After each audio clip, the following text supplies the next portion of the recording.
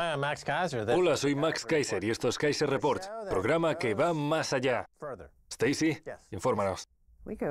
Vamos muy lejos. De hecho, no solo hacemos el programa en Nueva York, sino que en la segunda parte tú estarás en Washington con el inigualable Tom Weiss. Tom Weiss, lo estoy deseando. Hicimos una parada en Washington, le entrevistamos y aquí estamos de nuevo para contarles las noticias. Me gustaría hablar sobre algo que ocurrió la semana pasada en Venezuela, y es que son los primeros en introducir la criptodivisa como unidad de cuenta. De hecho, en Washington vimos a Saifedean hablar sobre su libro El patrón Bitcoin.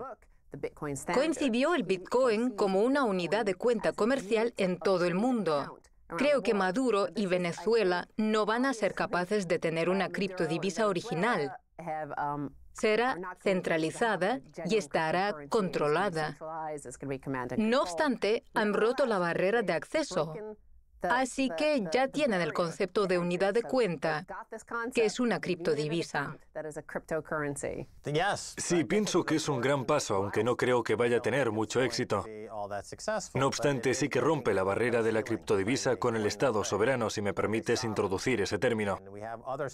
Tenemos otros estados soberanos entre bastidores, como las Islas Marshall, que, bajo mi punto de vista, van a apostar por unas criptodivisas pueriles para gobernar en su territorio. Una vez que se desarrolle la teoría del juego a nivel geopolítico, lo cual es inherente al protocolo del Bitcoin, los incentivos, como se reafirma en el libro blanco de Satoshi, van a terminar con la pesadilla del dinero fiat que ha atormentado a la humanidad durante cientos de años.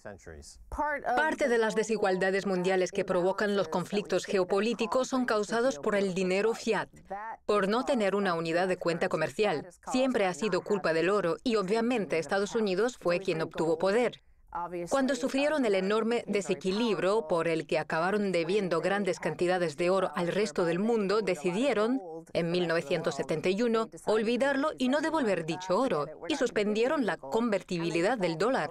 Diría que fue el mayor incumplimiento de la historia, mayor que cualquiera de las crisis monetarias y devaluaciones vistas en cualquier parte. Buena observación, yo nunca lo habría situado en una escala tan grande, pero es posible que tengas razón. Incumplieron el pago de dinero real. En ese momento, en 1971, cuando Richard Nixon cerró la llamada ventana de oro, Francia había recibido sus 300 millones de dólares en oro. De hecho, Charles de Gaulle envió barcos navales franceses para recibir el oro al puerto de Nueva York, justo aquí. Más tarde, Reino Unido pensó que debería recuperar el suyo, por lo que preguntaron educadamente, ¿les importaría enviarnos los 300 millones de dólares en oro que nos deben? Entonces fue cuando cerraron la ventana, a lo que los ingleses respondieron con disculpas por las molestias. Vengan en otro momento. Así que, en definitiva, no pagamos a Reino Unido. No recuperaron los 300 millones de dólares en oro y dijeron que tenían esa misma cantidad en dinero fiat. No nos han preocupado desde entonces porque si no se rebelaron antes, nunca enviarán un barco naval como Francia, por lo que no provocarán una situación crítica como esa. Hablando de crisis, hay una en Venezuela. Puede que muchos de los principales medios de comunicación lo encuentren entretenido y divertido como para compartirlo, pero la realidad es que, de acuerdo con el FMI, van a tener una inflación de 1.000.000%, es decir, hiperinflación. Alguno de nuestros invitados dirá que la hiperinflación es un tema político, no como la inflación o la deflación, que son temas monetarios causados por la impresión de mucho dinero más allá de la productividad y la fabricación de la capacidad de la economía. No obstante, la hiperinflación ocurre cuando la población no confía en que el líder del país o el líder del sistema bancario controle la distribución del dinero, y esto es claramente lo que ha sucedido con la llegada de Maduro al poder tras la muerte de Chávez, que nos mostró mucha inflación en la economía, pero nunca hiperinflación. No, se trata de un colapso monetario, lo cual es un tema político, como has apuntado. Hablando de la hiperinflación de años atrás, algo que sucede a menudo con el dinero fiat, nos hacemos la pregunta de si a Venezuela le pasará lo mismo ahora, hasta dónde llegará y qué incluirá. Todas las divisas del mercado emergente están preparadas para la degradación continua y el colapso. Esto quiere decir que hemos visto cifras que no habíamos visto desde hacía años, en Sudáfrica u otros países. Parece un baño de sangre. Recuerda lo que pasó en Zimbabue. Sufrían una hiperinflación bajo el mandato de Mugabe, incluso teniendo los famosos billetes de $1 trillón. Lo que ocurrió fue que no pudo controlarlo más, así que se le permitió a la población utilizar la moneda que quisiera.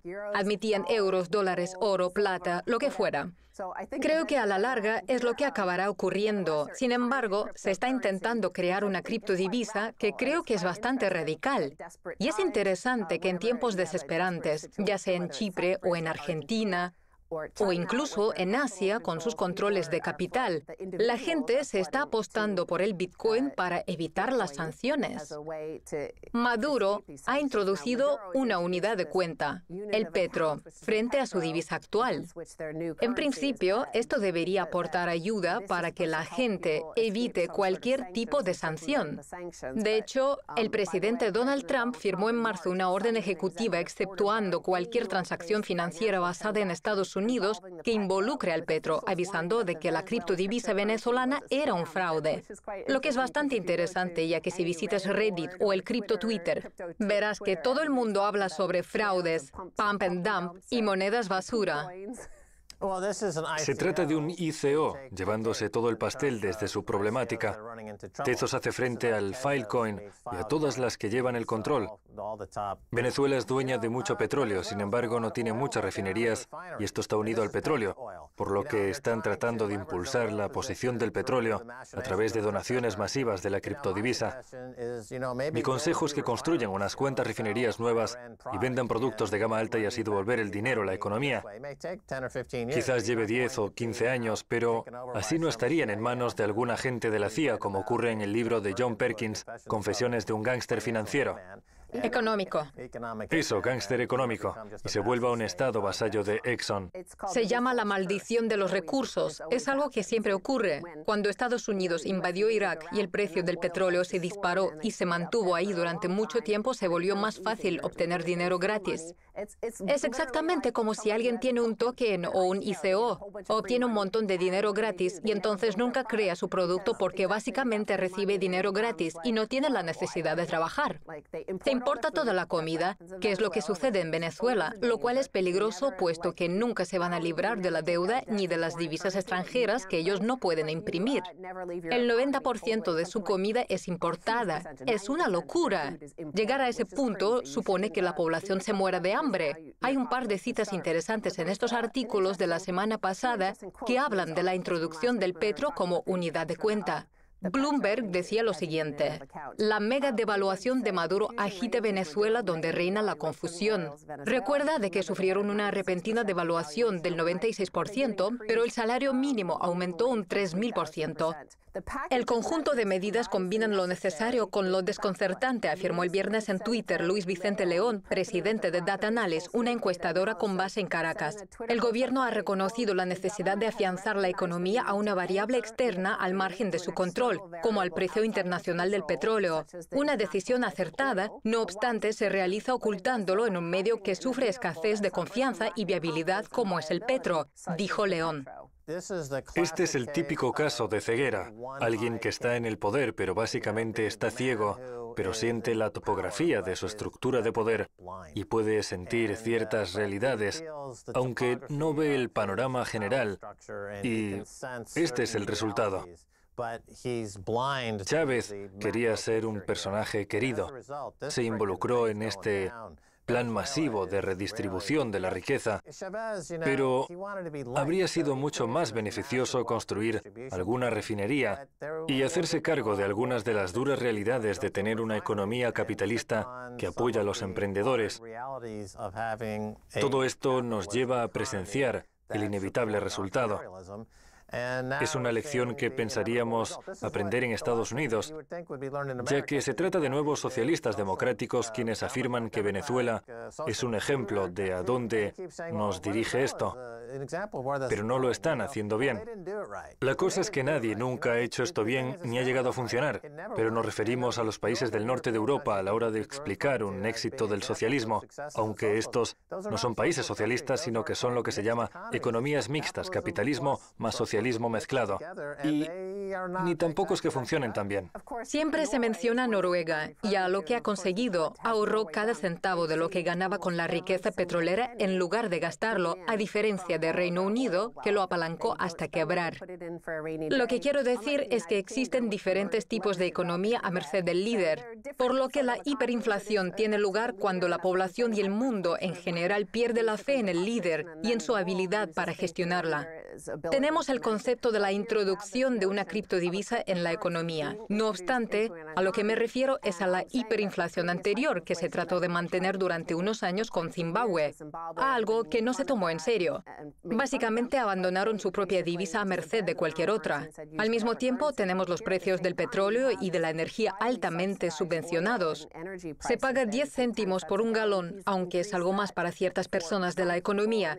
No obstante, se puede seguir obteniendo una subvención mediante papeleo. Sin embargo, se podría dejar de obstaculizar a la población y permitir que utilizaran el Bitcoin de minería y que crearan riqueza.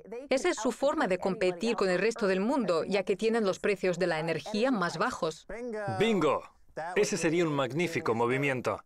Subvencionamos la energía en lugar de a los plutócratas estadounidenses como Wall Street, a base de imprimir dinero al que solo pueden acceder ellos. Maduro podría decir, tenemos la energía más barata del mundo, así que minen su propia criptodivisa y comiencen a construir sus propias casas. Hablen con sus vecinos, construyan pozos y siembren alimentos. Antes de acabar, me gustaría mostrar esta cita suya. Han dolarizado nuestros precios. Estoy petrolizando los salarios y los precios de petrolización, dijo Maduro. Vamos a convertir el petro en la referencia que fija los movimientos de toda la economía. Simplemente reemplazándolo por el Bitcoin, así es como se lucha. Realizar una bitcoinización y liberar a toda la población que exploten el Bitcoin y creen riqueza. En fin, tenemos que hacer una pausa. A la vuelta estaremos con Tone Vays, el gran Tone Vays, justo aquí. No se vayan.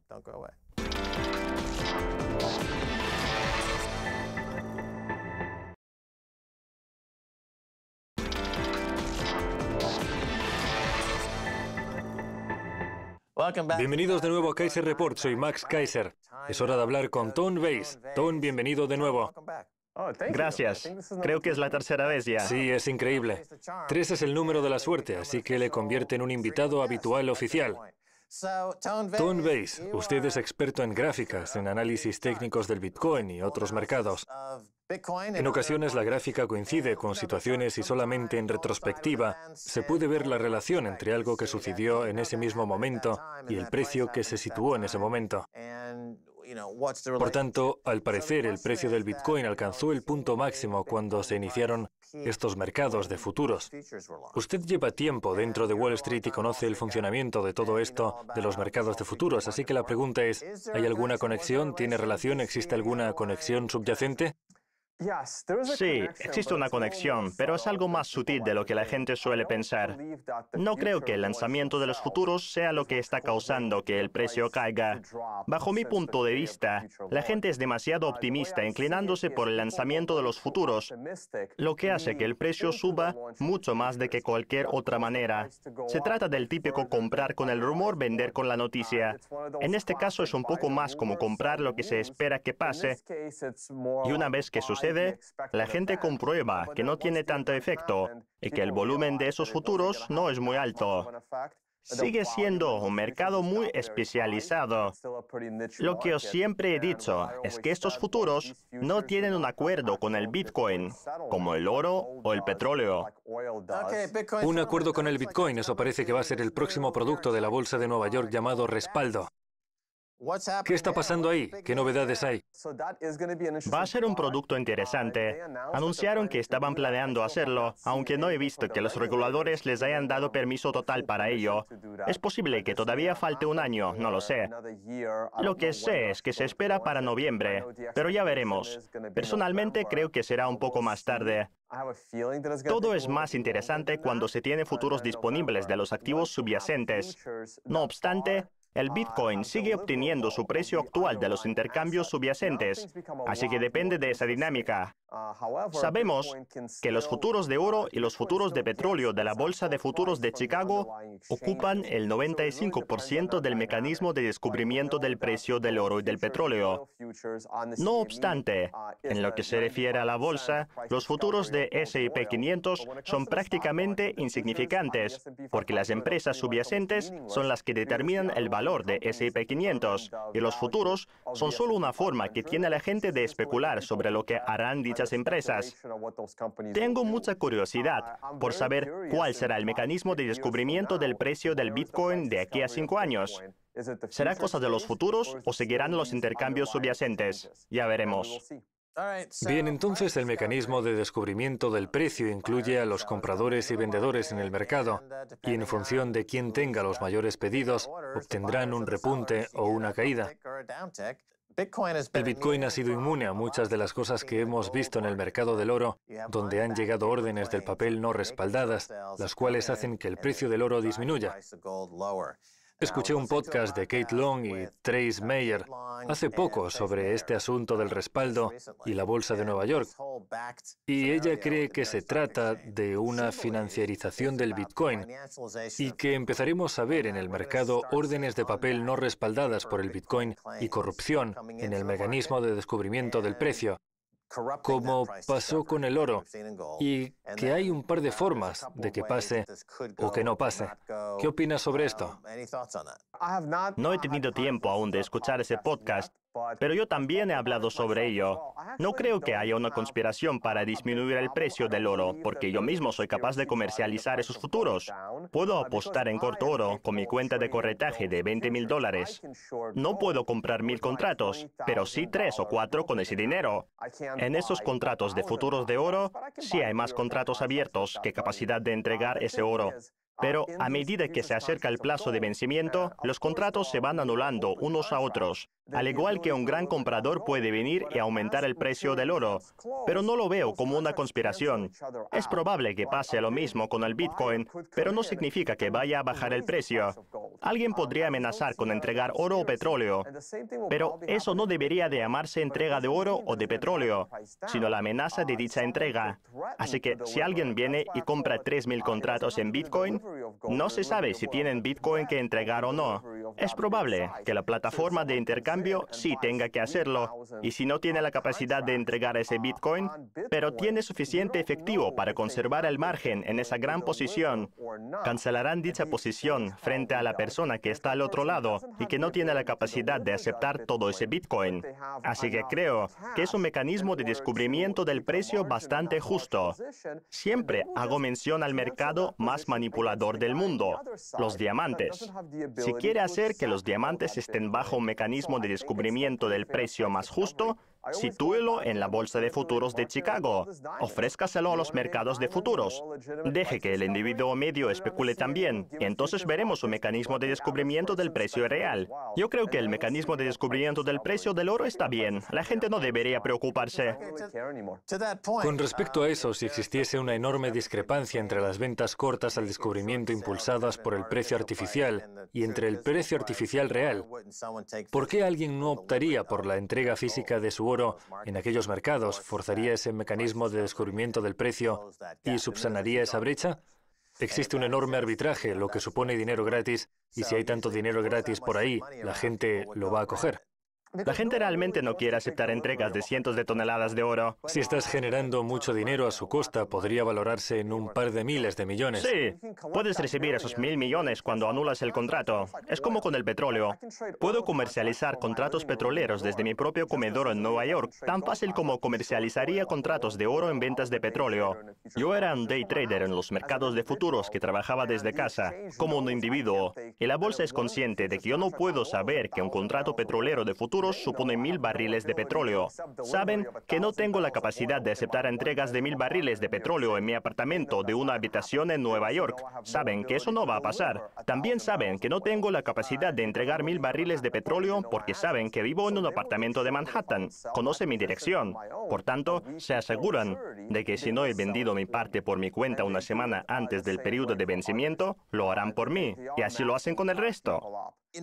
Usted es la pesadilla de los compradores de Lamborghini, ya que durante muchos años, en el espacio de las criptodivisas, los fanáticos de Lamborghini que generaban mucho dinero en el espacio de las criptodivisas o de las altcoin, cuando el Bitcoin pasó de 1.000 a 20.000 en casi un año, en el 2017, su análisis técnico, en el cual es muy riguroso en cuanto a obedecer lo que aparece en las gráficas, sin permitir que las propias inclinaciones se interpongan, ha llamado al mercado en el que estábamos a la baja.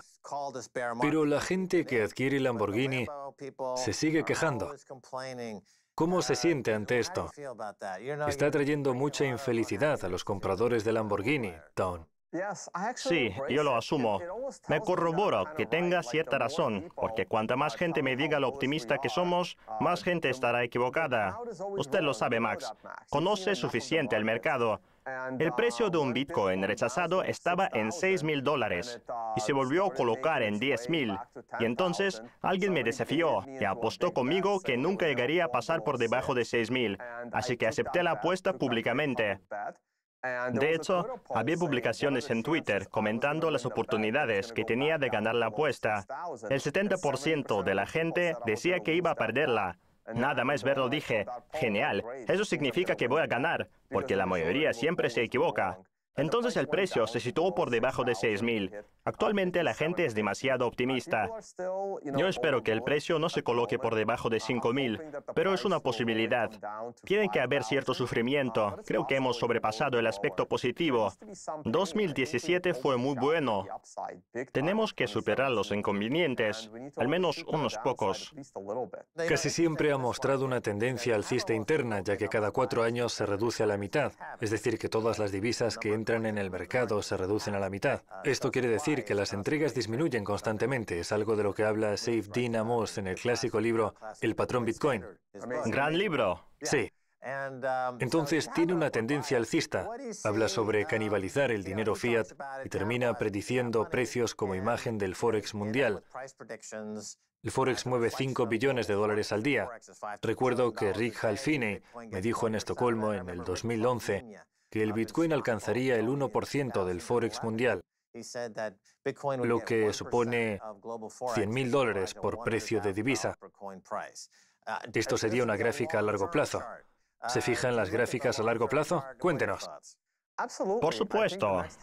Creo que la próxima reducción a la mitad será sobre mayo de 2020, si no me equivoco. Le vendrá muy bien al precio del Bitcoin, pero aún queda mucho tiempo. ¿Pero cómo lo comercializa? Porque ya hemos tenido una reducción a la mitad y la gente lo quiere comercializar. Usted es corredor, explique a la gente qué debe esperar. La gente comercializará una vez reducido a la mitad de la misma forma que lo hicieron con el anuncio de los fondos cotizados y con el de los futuros. Los corredores querrán ayudarse los unos a los otros. En la última reducción, el precio del Bitcoin se multiplicó por 2 entre 5 y 2 meses antes de la propia reducción. 30 días antes de la reducción, el precio ya alcanzó el punto más alto y empezó a bajar. Creo que en noviembre o diciembre de 2019 será cuando la reducción tenga su punto más fuerte y cuando los corredores estarán más atentos. Tengo grandes expectativas en cuanto al precio del Bitcoin para 2020, con la expectación de que pasará. ¿Se debe tener en cuenta el rumor de la reducción a la mitad? Totalmente. En los mercados existe el efecto enero, cuando se da el golpe en enero. La gente comienza con la venta de impuestos a final de año y se comercializa. No obstante, varía cada año porque cada vez participa más gente. Entonces hay una inscripción en el efecto enero. Usted dijo que a fin de maximizar sus beneficios comerciales, debería descartar el hecho de que mucha gente va a jugar este juego. Sí, yo creo que el año pasado entraron en el juego pronto y salieron pronto. Y este año creo que entrarán incluso antes y saldrán incluso antes también. Eso es. Todos van a querer coincidir antes, así que creo que el precio empezará a subir en noviembre de 2019 y empezará a caer en marzo, sufriendo la reducción a la mitad en mayo. Más adelante podrían preguntarse si han vendido lo suficiente. Esto es de lo que se tiene que dar cuenta la gente. Es difícil predecir tantas cosas con tanta antelación. Si empezamos a a ir tan lejos demasiado pronto, podemos llegar a la cima en marzo. Para cuando la reducción llegue en mayo, el precio ya puede haber caído. Y entonces la reducción puede ser la causante de comprar cuando el mercado está bajo, como dice mi camiseta. Por otro lado, si la Así venta es. de las noticias tiene lugar el día en el que se conocen las mismas, como lo que ocurrió en la Bolsa de Futuros de Chicago, no se tendrá la oportunidad de comprar cuando el mercado está bajo en las noticias. En realidad depende de cómo el precio llega a donde está, no cuál será el precio, sino cuándo ha estado más alto. Como siempre, brillante y fascinante. ¿Cuánto tiempo lleva en el Bitcoin? Compré mi primer Bitcoin en 2013, después de escucharle a usted. Di mi primera conferencia en el primer trimestre de 2014 y empecé apareciendo en programas de YouTube de otras personas a mediados de 2014, casi 2015. Tone Base tiene canal de YouTube, Twitter. Síganle, aprendan algo para variar. Malditos degenerados de los Lamborghini. Esto es todo por hoy en Kaiser Report. Somos Max Kaiser y Stacy Herbert. Nos gustaría darle las gracias a nuestro invitado, Tone Base. Si quieren contactar con nosotros, escríbanos un tweet a Kaiser Report. Hasta la próxima. Adiós.